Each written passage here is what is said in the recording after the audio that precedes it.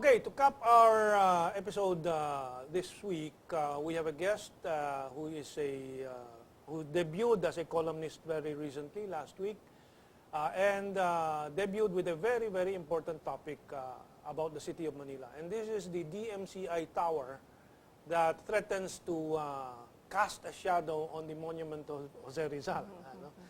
So I was very happy to be able to invite Ms. Dayao to tell us about this issue in Manila. I know it's very controversial, but let us first introduce Dayan. Introduce yourself.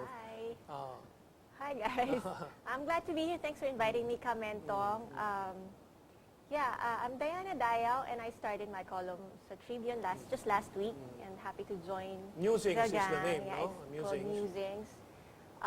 It's just about, observations around the metro, my personal... Aside from, before we go to the DMCI, threatening tower of DMCI, give us some of your musings this week. The floods, the traffic, what have you found to be most interesting or most peeving for you this week? This week, I've just been reading about, the heritage being torn down, as they call it.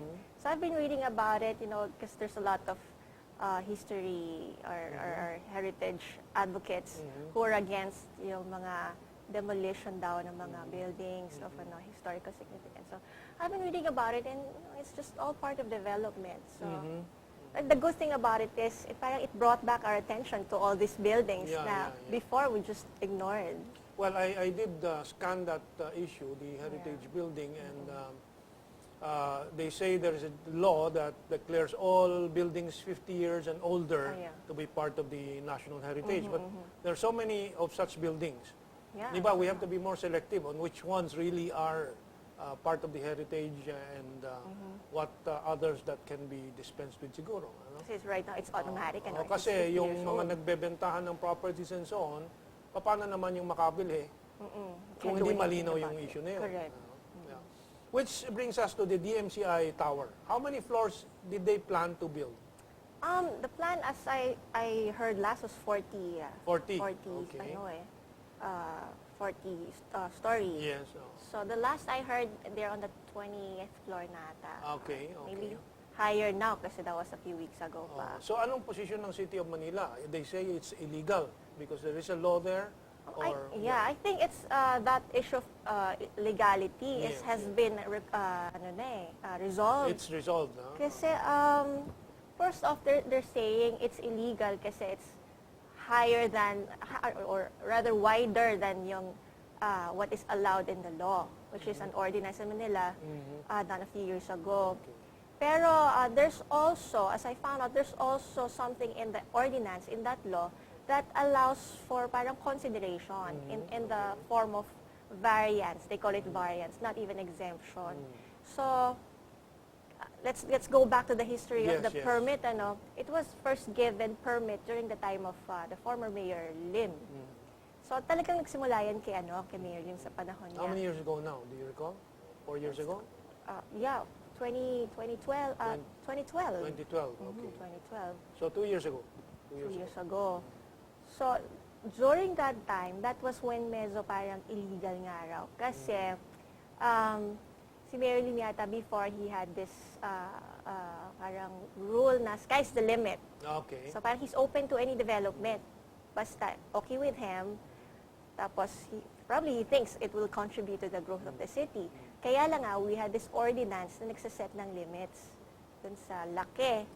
Yung height, may limit din ba? Actually, there's really no specific limit sa height. Kaya lang, di ba, it's related kung gaano kalawak ang isang building, meron siyang allowable height. So, yung naging height ng building ngayon, yung 40-story, mas malawak din kesa doon sa allowed. Now, there's a way relative around to it. the footprint. Kasi kung maliit ang footprint mo at sobrang mataas, maybe there are considerations there. Yeah. Exactly, that's why they have the ordinance. So yun, ginawa nila, they just gave it without parang going through the proper procedure, which is meron naman sana eh. And that's what they did this time during naman the new mayor's term. So naayos lahat. So legally, it's legal actually. Ang problem natin, ang nagiging issue now is yung itsura nga daw. It's parang disrespecting the monument of Rizal, our national hero. Sa akin naman, actually, honestly, the first time I saw the picture with Rizal, tapos that big blue building behind it, I actually cringed at the sight. Sabi ko, okay, how am I even gonna be convinced that this building is good for the city? Ang pangit. Tapos we're comparing it with other mga tourist spots in other countries, di ba? Maganda yung may skyline. But then, I decided to go there myself to visit the park again. Okay. See, things like this make you wanna see and parang be there again at a park like Luneta Park. So I went there. It's not actually naman that bad. I mean, you can take pictures of the monument without having that building be an eyesore or something. Meron angulo. And I don't think parang pambabastos daw sa... Kasi it's development. Okay. It's part of growth. So I think medyo... If you weigh the pros and cons, marami namang cons yung Okay. Sino mga nag-oppose? Hindi ba yung, sino ba yung icon ng culture and some of these people? The most active group I've heard na medyo against it is yung Knights of Rizal. Knights of Rizal. Okay. Because they're trying to protect the Rizal Monument, I suppose. Anong argumento nila aside from aesthetics? Mainly aesthetics. And Well, I there's can think of one angle, security, when I was looking at the controversy. And marami tayong seremonya na involving high officials, ambassadors, and so on, playing wreaths sa monument and so on. And if you're building that towers over it, then pwedeng magtago ng sniper from there. Diba? So, and that is one of the reasons in other countries why this is not allowed. It's a security consideration. But if you check in other countries, there's a lot of rin, mga high buildings around yung mga parks like that. Well, now I can try to recall, for example, Washington Monument and the obelisks doon sa Washington and so on. Makikita mo talaga sa paligid, walang mas mataas.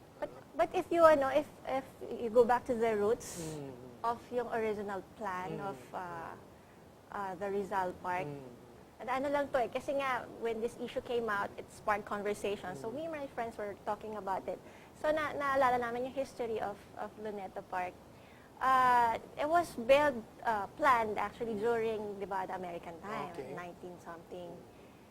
It was designed by Daniel Burnham. And interestingly, the original plan was to make Luneta Park as the new government center. Okay. So the plan was to build buildings around it. Nandun na nga yung pero Agrifina Circle for agriculture finance, I don't know if you're familiar with that. Yeah. May limitation ng height. Ang Congress Building also, now National Museum, and so on. So, but those were the old days, no? So walang skyscraper pa at that time. But they would be a lot closer to the monument. We're nearing the end of our discussion. Si Mayor Estrada ba may position dito? Anong perspective niya dito? He's for it kasi una He's for allowing it. He's for allowing it, yeah. That's why the construction is ongoing now. Okay. Kasi one, it's there na eh. So you just put everything in order. So there's no reason why, to stop it. Two, it's helping the city. Okay. Developments like this, 40 to 50% of the income or the revenue of the city comes from RPT, in revenue, in taxes. So just itong Torre de Manila, about 32 million a year it can give us about that. Revenues from taxes revenues and so from on. the building, the machineries, and the land. Okay. Especially now na they've increased yung tax for yung land. What about utilities? Water, tube, kuryente, and very often itong issue ng water for huge condominiums is becomes a problem because hihigop sa ibang mga residente yan at ibang mga businesses. That's another thing they have to place in order. But the building, the existence of the building there itself, I think it's for the better. It promotes a walkable city instead of the building is very near park, schools, hospitals. So if you could have more of that, and if you just place things in order, then I think it would be best for the Of course, people. traffic is another factor there. Maraming titira dyan, maraming sasakyan, impact sa traffic. But what about the city council? Have they discussed this? They're the one who, as I understand, they're the one who helped parang check the legality and. So it's legal. Yeah, it's legal. And Yes, the city council had to be the one to, diba, issue the permit, zoning yes, permits. Yes, Yeah. yes. Are you aware of any legal challenge at this time? Meron bang nag-file ng kaso laban dyan? Meron. As I heard, parang last time nasa third hearing nata sa Senate. Ah. Pero as we see it, kasi wala masyadong strong grounds talaga. Pero sa Senate naman yun. That's not, yeah. that's not a court. And that won't be able to stop Wala it pa siguro. akong narinig sa Okay. tumuloy. So, how's Manila? And what made you interested in Manila? Are you a resident of I'm a Manila? resident. Been in Manila for a long time. 10 Ano, years. parents mo pa or ikaw nag-move into? With my parents. Yeah. Okay. So it's really close to my heart. So I'm trying to find ways of how I can help the city. You know, day-to-day basis, I bump into people who have problems or issues na Manila. Kamusta yung traffic ngayon sa Manila? Anong Well, coming reaction from ng Manila tao? today, medyo slower actually. Yeah, well, I used to be able to run 4 to 5, up to 7 green lights sa umaga. Wait, where do you stay ba? I stay in Pasig, but Okay. when I go to Manila, I take Taft, So dati natatakbo ko yung 7 green lights, no? Nung na-lift yung truck ban, mas mahirap at napapatigil ako sa halos lahat ng intersection. Actually, So it's really... bumagal, Oo. Well, anyway, we have our last few seconds. Okay. So anong message mo dyan sa tower of the DMCI? It's no longer as threatening after you discuss it with Yeah, me. it can look threatening, but actually, it's for the betterment of the city. Okay. So I guess let's look at the advantage of it more than yung parang nitpicking. Para yung pag if you wanna keep your house secure, you don't wanna parang stop yung barbed wires. It's we just weigh the pros and cons and focus on what it can do for us. Instead. Okay.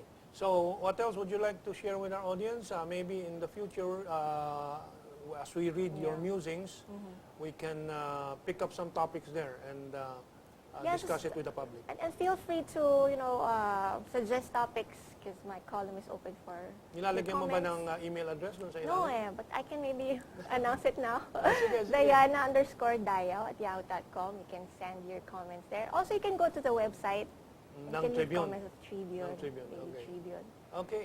Alright. Maraming salamat. Okay, thank you. Thanks And, for having so, me. maraming salamat sa inyo lahat and you can expect Miss Dayao more often siguro in our discussions Yes. here. No? Okay, thank you very much. Thank you. Okay, at maraming salamat din po sa inyo until next week. Have a good weekend.